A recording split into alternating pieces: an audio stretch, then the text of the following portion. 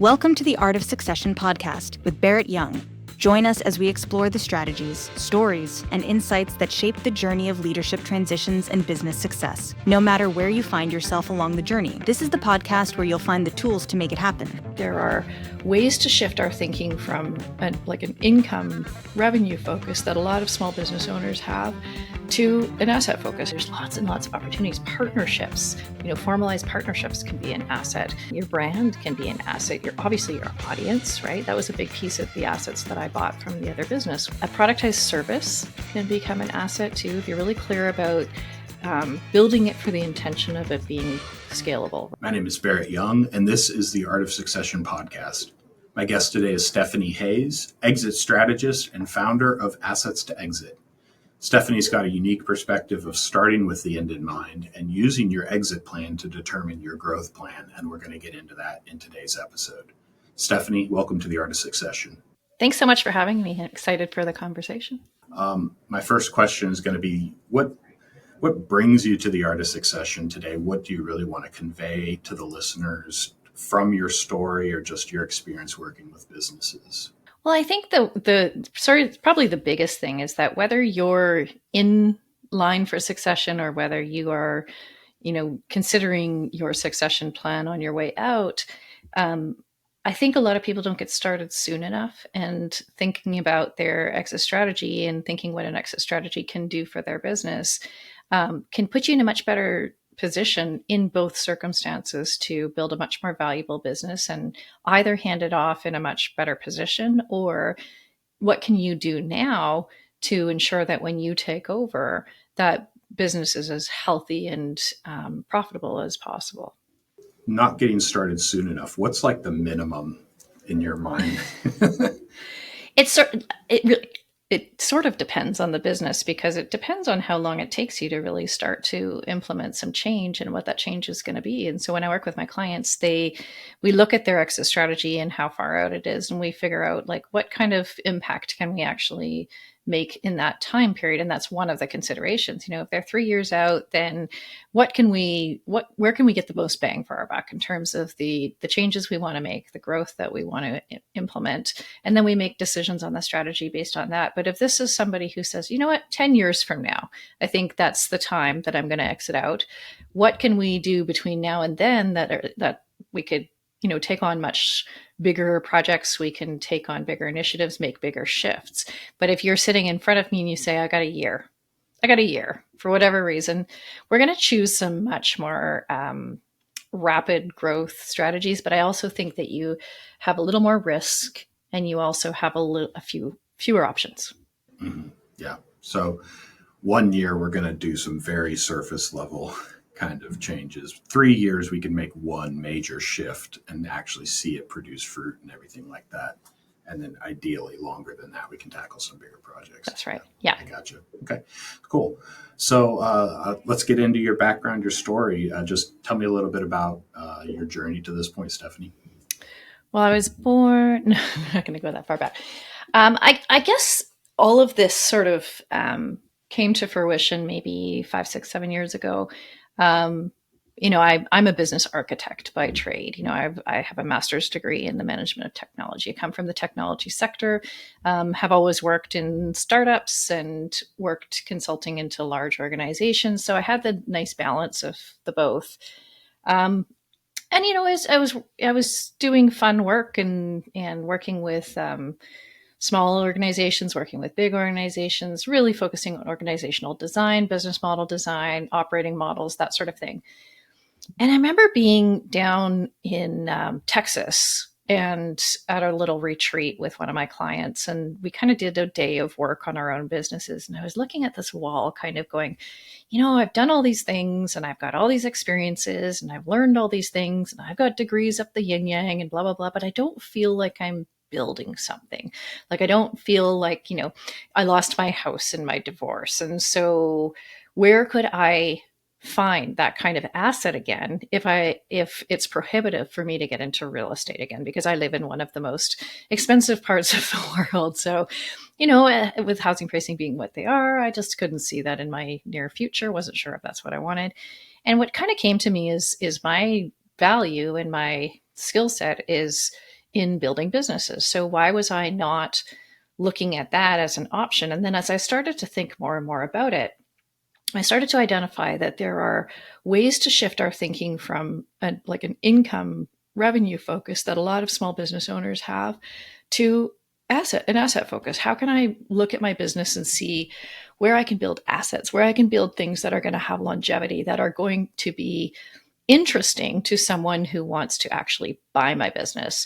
And so that shifted all of my thinking. And it was a huge revelation for a lot of the small business owners that I was working with, because they just didn't think that way. They didn't think it was a possibility for them.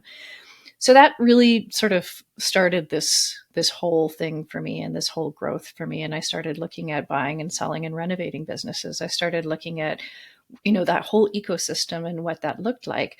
And I started talking to my clients about building assets instead of just being entirely focused on income.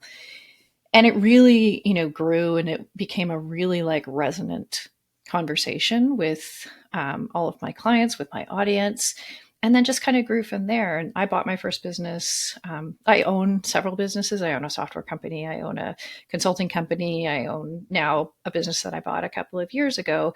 And so I really wanted to eat my own dog food. I wanted to be the buyer, and I wanted to be the seller. And we're currently selling my software company as we speak right now. So going through that process. But I had been working with clients with whom I was an advisor while they go through a sale. And so the whole process was kind of eating my brain and really interesting to me. And I really wanted to introduce this new thinking for small business owners, that they could build assets that grow over time, that they could have, and it really changed their outlook. It changed their perspective, and it gave them something almost like a renewed energy in their business, because when all they could think about was, do I just do this until I'm done, until I'm burned out, and I just shut my business down? I'm like, no, you built all this stuff in your business that's going to be worth something. Let's figure out what that is and build on that, so you can plan to have an exit, to do, whether it's an operational exit, taking yourself out of the business but keeping ownership, or whether it's some other type of exit, or just like a real traditional sale. There's a market for all sorts of different types of businesses and all sorts of different sizes of business. So that, like, I've bought a $500 business, right? Like there are marketplaces for every type and every size. And that's what I think I really wanted people to start realizing, because it gave them this completely new perspective on their business. So what kind of business were you in at the time with that client meeting in Texas? You were in one that you had started, and how long had you been running it? Yeah, no, I was a strategist, a coach, and I was working with small business owners, and that's what I've been doing for the last sort of 12, 15 years. And I still do consulting work into large organizations as well. So I got my fingers in a lot of different pies, and I still own my software company, and then, bought that one. That was actually the client that I bought that business from, which was not at that time on the table, but down the road, I eventually bought it from her. So I've always, in the last sort of 15 years, been acting more as an advisor and a strategist to my clients who were small business owners. But the company, or the consulting that you were doing at the time, was providing a living for you, had enough revenue. So what was that aha moment there that was like, all I have is revenue here, I don't have an asset? Like, what went through your head? And because I don't think people know the difference, and we'll get into that surely in this episode, but what was that, you probably not knowing the difference at the time either? What was that click for you? Well, I sort of did, and but I hadn't really thought about it that way. But, in a service-based business, all you're doing is you're chasing revenue, right? Like as soon as a client ends, or you finish work with a client, you're back to zero, right? So that hamster wheel is what a lot of people are talking about in service-based businesses, is like this exhaustion. And I'm not building anything, I'm just, it's kind of like this long process of the same thing over and over again. And that gets exhausting after a while. So at this point in time, my partner and I, when we work with clients, they come to us, and that's the words they use every single time: I'm just burnt out. I want to burn it all down. I'm just burnt out, because they don't have the vision for what the future looks like for them. They don't have a plan. They're just kind of continuing to do the same thing, whether it's a service-based business, or it's a clinic in person, or whether it's a, product-based business. They without that sort of definition of where they're going, And it's actually quite shocking to me how many people don't have that, right? They haven't really thought it through. They haven't given a lot of, because they don't really think about it until they have to. And unfortunately, a lot of these business owners will just kind of go, well, I don't think that's an option for me. And so I'm just going to shut it down. And they've got all these assets. The study was, this is where I kind of went with this. I said, what would a buyer buy? Like, what would a buyer value in a business? And so I created this guide for like 9 types of assets you could build inside your business that were all correlated to a buyer going through a memorandum and going through an acquisition and assessing a business that they want to buy and all the things that they would consider valuable. Because when you go through a valuation, especially if you do something like an SDE, it's not just the numbers, right? It's not like you can do the numbers very quickly, but there's a whole other exercise that you go through when you're valuing a business, that you do all of the risk adjustments and you look for all of the sort of qualitative information about a business. And inside that part of evaluation is just gold, because if you want to grow your business, do that valuation right now and look at where you have all the gaps. If you adjust for those risks, if you create a growth strategy that's going to plug those holes inside your valuation, you could double your valuation. You could, why would you not spend your time and your effort and your resources making your business more valuable for a buyer at the end of that cycle?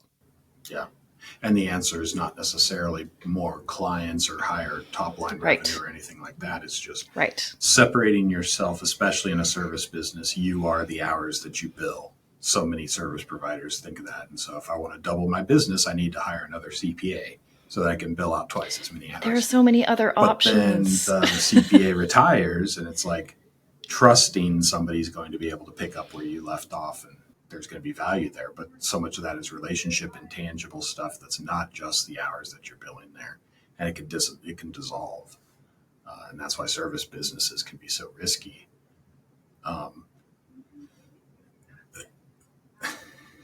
So what was the first thing that you implemented? I mean, yes, I know you've bought companies since then, but with that company and just the changes that you wanted to make to that company, what was your first, if I do this kind of step to take? Well, the very first thing I did was create that assessment of what are all the different types of assets that I can build inside my business, because that gives me a blueprint to look inside my business. And I've got a whole asset inventory program that I do. But I started to think about what my clients would need to shift their thinking from and do their own assessment inside their business. And what they end up doing is readjusting their business model. So I created a program where I would take my clients through that and indoctrinate them in this new way of thinking, and then help them figure out what is inside their business that could be valuable. And I've got people in my program now that have been there from day one, a few years back, because they haven't heard this anywhere else, and they've totally shifted their business models. And they ask themselves this question about every decision that they make. Is this contributing to my business as an asset, or is this just perpetuating my continual, revenue cycle? So the very first thing I did was come up with an offering for my clients, but inside my own businesses, I have a software product company, so that's already kind of an asset.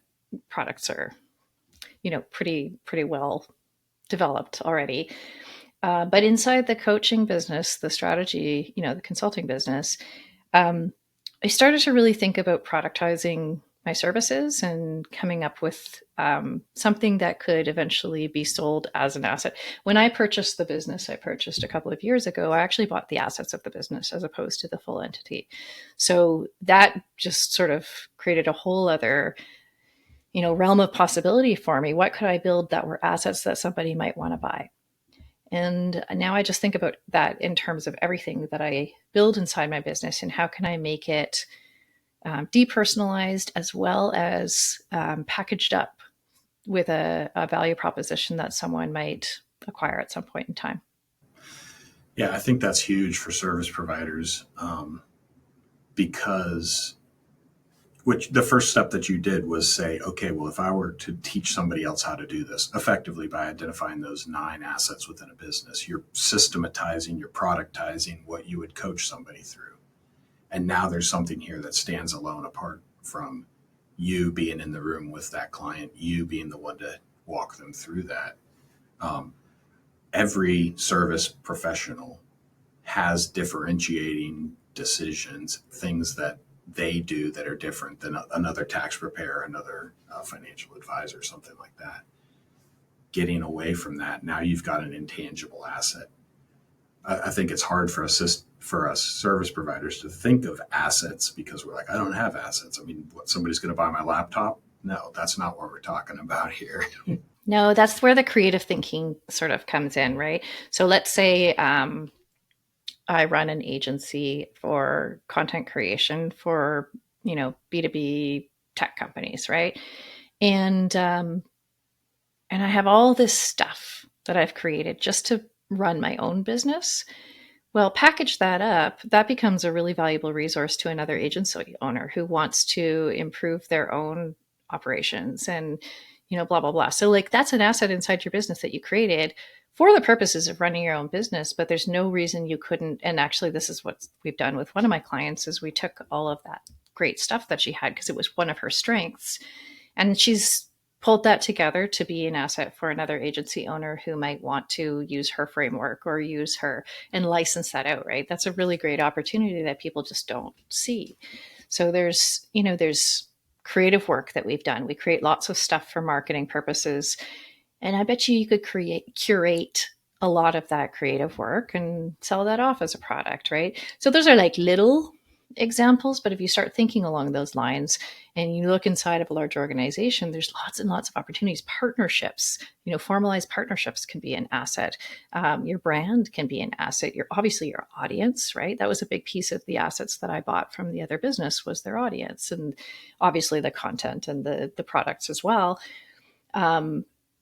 I'm not going to think of all of them right now, but that licensable IP would be another asset. Like and then you need someone who can sit with you and think creatively about how you actually implement that, how you actually leverage that in creative ways, understanding the business that you're in. Sometimes, we'll do a evaluation and we look at all the opportunities. And, you see in this particular client that one of their big risks is that they lack diversification inside of their revenue channels. But the client just does not want to, take on the strategy to that's just not something that's aligned with who they are as a business owner. So sometimes that's, you choose another way to sort of figure out that how, close that gap. So there's so much more nuance to this than just, picking something out of a hat and saying, oh, there's an asset, right? But but the whole thinking to begin with changes the way people make decisions and changes the way that they build their strategy. Okay. Can we get into some of the 9 assets? Well, I think I just did 5 of them, but yes, we can totally. Yeah. What were those specifically? So let's see if I can get them all. So clearly a product, right? And, a product that you've created that is truly a product, that's obviously an asset. A productized service can become an asset too, if you're really clear about building it for the intention of it being scalable, right? That if you're going to create a service as an asset, it has to be a productized service that someone else can take on and that it's not dependent on you. Your creative work is an asset. So all of the stuff you create for your marketing, all of the things that, all this that you're creating, Barrett, for your podcast, those are assets, right? Your audience. So if you have a subscriber list, if you have a client list, if you have, anybody who's in your audience and your community, if you have a big community of people, those are all an asset because they're eyeballs. Recurring revenue, like recurring subscriptions or retainer clients, that kind of thing. Those are all assets that somebody would value if they were buying your business. IP, you've got to build a framework, you've got referenceable IP. This one I think is one of the biggest areas for growth because there's so many people who have created like their own little approach to doing something. But if you think about ways to make that much bigger, maybe you you're training other professionals, or maybe you are creating like a white label program. Like there's lots of stuff you can do with that kind of IP. If you have investments in your business, that's pretty straight up. Like that's just clearly cash, or maybe you. I come from the .com era where we got paid in shares, options, like that kind of stuff. Hopefully, it's a little bit better now, but you might have done work in partnership with somebody, and you own shares in another company. Who knows, right? So there's a possibility of having investments inside your business. Sorry. Partnerships, formalized partnerships. Those can be considered assets inside your business. Like government contracts, things like that. I would call that more like a recurring contract, but partnerships where you have referral partnerships, or you have formalized marketing partnerships, or you have, formalized reselling partnerships, things like that. Like those are assets inside your business as well. See if I can think of the rest of them. There's two more. No, there's one more. There's one more. That's one that I'm missing. We're up to 8. Yeah. Yeah, okay. There's one that I'm missing, and I'll probably think of it halfway through the rest of the episode. But you get the idea. Like and when you start to talk about these things, people get inspiration, because they'll always come to me and they'll be like, well, we don't really have any assets. Like they think about property, plant, and equipment, right? Like, and I guess, a piece of real estate, if you got real estate, clearly that's an investment, and that's an asset inside your business. But I'm talking about the things that people don't see, right? They don't necessarily think about these things. And so when they start to think about them, then the question is, what can you do with those to grow all of the possibility for, value inside the business?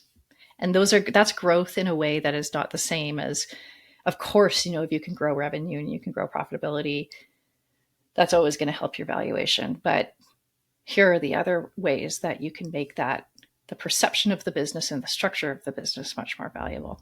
Yeah. And, a service provider, a surface level will say, I don't have any of that, like you said.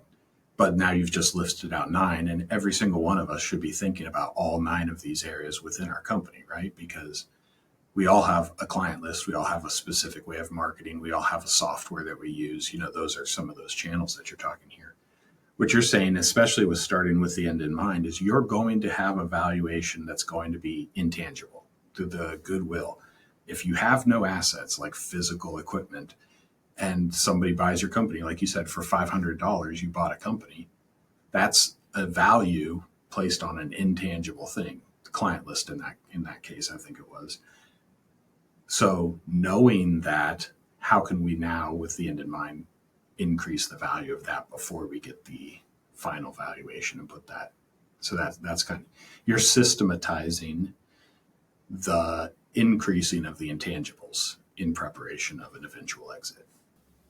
Which then affect the tangibles, right? Like they will affect cash, they will affect profitability. Like, part of this too, I'm just thinking of that same client, part of her risk was that she had a tidy little business. Like it was good, but looking at the valuation, we could have done a lot more with some diversification, but also increasing her profitability. So I wouldn't say her profitability was bad, but she was so dependent on ads, like almost entirely dependent on ads, that, she would spend $30,000 a month on ads to get so to me, that's risk. And I know that we could find channels that were not like marketing channels that were not dependent on ads. So we spent a lot of time focusing on building out partnerships and building out collaborations and building out other channels that were not dependent on ads. Keep using the ads, right? Like keep, we're not saying get rid of them, but in addition to what has been sort of working for you. And by the way, ads are really up and down, right? Like you can't necessarily, they found that some months would be, totally predictable and some months would not. So from a buyer's perspective, we want to see a little bit more stability there. So we were working to increase that profitability by introducing new marketing channels, new acquisition channels that didn't require an investment up front. I mean, that's a good point about the ads. It's no different than trading billable time for revenue. It's like, well, if you stop doing the 30,000 monthly That's right. in ads, That's how right. much of that is going to still continue on? And that's the value there. Yep. Yep. For her, it was very little because she was completely dependent on them. But it's a good point that these things will filter through the profitability of your company, because you can't just say, well, my client list is worth $300,000 if you can't prove through the revenue that comes through and the profitability, the tangibles that come from this intangible. Yeah. And that's what valuation is. It's looking at a tangible number and saying, I can't prove where this number comes from, so it's intangible, what's it's adjusted for risk and all that stuff. And it's still going to be subjective when you get to the point of making a transaction, because what one person values over another buyer is going to be a little bit different, and how comfortable they are looking at that business and saying, I know what I can do with this. And so the more that we can prove and the more that we can make that buyer's understanding of the business much clearer, you're going to be in a much better position to get an offer that is closer to what you're looking for. I hope that you've enjoyed part 1 of my discussion with Stephanie Hayes. We have new episodes interviewing business owners with their own succession stories twice a month. If you'd like to be a guest on the show, you can find the link for that down in the description below. In part 2 of our discussion, Stephanie's going to share how business owners can start and benefit in their company from planning their own exit today. You can find that episode linked here, but I want to thank you for watching The Art of Succession.